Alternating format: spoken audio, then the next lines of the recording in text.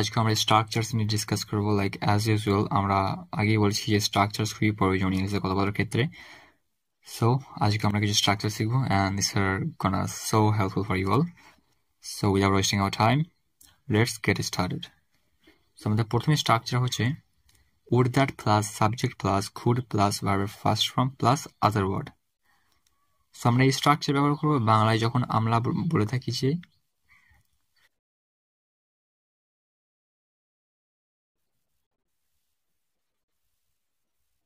আমি যদি পড়তে পারতাম, আমি যদি খেলতে পারতাম, সে যদি আসতে পারতো, তারা যদি ম্যাচটা জিততে পারতো। তো এরকম সেন্টেন্স আমরা যখন বাংলায় বলে থাকি তখন এই স্ট্রাকচারটা ফলো করবো। আমরা এখানে প্রথমে বলেছি আমি যদি উড়তে পারতাম, তো এর জন্য আমরা নেব would that I could fly. একটু বড় করা যাক যাতে আপনাদের সুবিধা হয়। তো would that I could fly. আমি যদি খেলতে পারতাম, for this will take would that I could play. would that I could play. সে যদি আসতে পারতো, এক্ষেত্রে আমরা বলবো would that he could come. would that he could come. এখানে he এর জায়গায় যদি আপনি wait a second, just small করে দিন, he এর জায়গায় যদি আপনি সি করে দেন, সি করে দেন, তাহলে এটা ফিমেল বোঝাবে। আমরা এখানে হি বসিয়েছি, সেই কারণে একটা মেল বোঝাচ্ছে।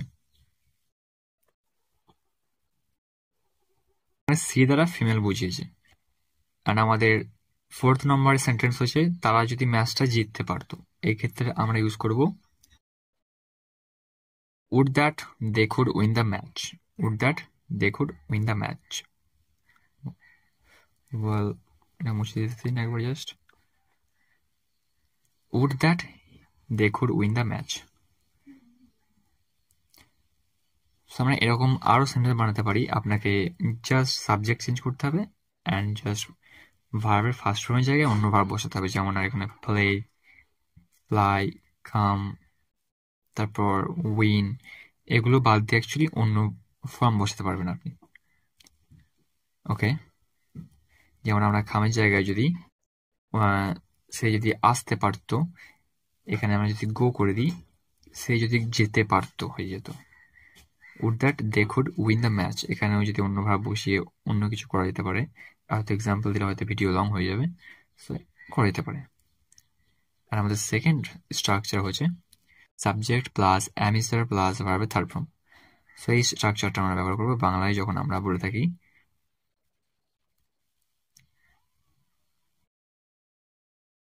আমাকে বলা হয়, আমাকে দেওয়া হয়, তাকে মারা হয়, তাদেরকে এটা গিফট করা হয়।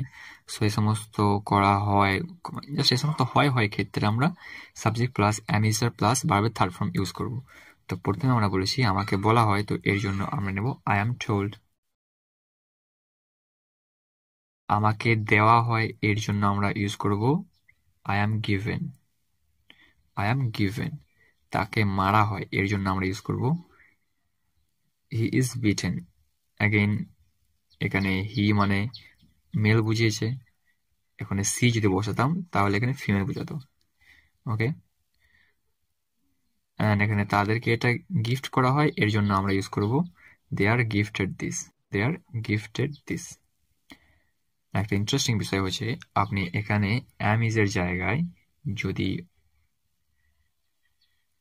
ওয়াজ অথবা ওয়ার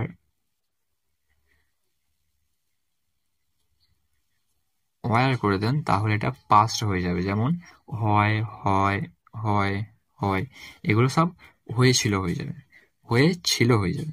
তাদেরকে এটা গিফট করা হয়েছিল, আমাকে এটা বলা হয়েছিল, এখানে হয়েছিল হয়ে যাবে, সব হয়েছিল হয়ে যাবে। Like we can say my pen.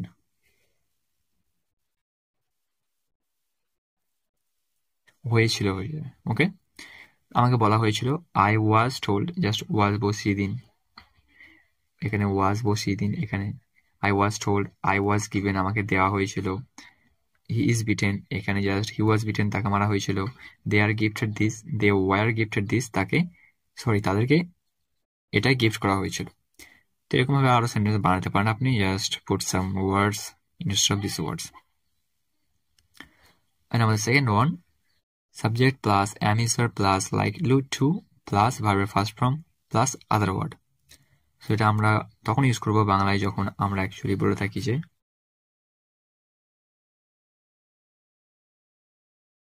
আমার যাওয়ার সম্ভাবনা আছে, তার স্কুল যাওয়ার সম্ভাবনা আছে, আমার মায়ের আজ আসার সম্ভাবনা আছে, ছেলেগুলোর খেলাটা জেতার সম্ভাবনা আছে। তো এই ক্ষেত্রে আমরা ব্যবহার করব এই স্ট্রাকচারটা। লাইক আমরা প্রথমে বলেছি আমার যাওয়ার সম্ভাবনা আছে, তো এর জন্য আমরা নেব I am likely to go. I am likely to go. তার স্কুল যাওয়ার সম্ভাবনা আছে, এর জন্য আমরা ইউজ করব this one.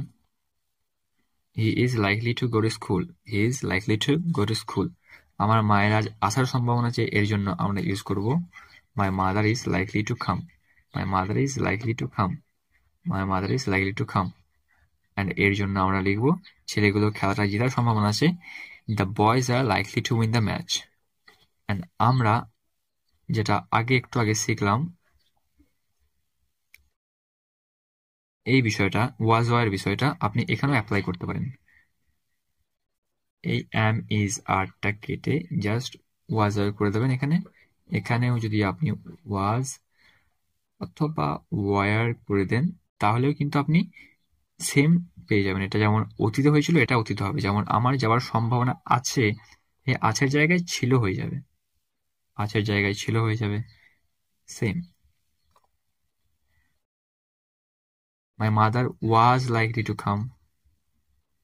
The boys were likely to win the match. I was likely to go. He was likely to go to school. সেরকম ভাবে জাস্ট আপনি বলতে পারেন। এখানে হবে was, এখানে হবে were, এখানে হবে was, এখানেও হবে was.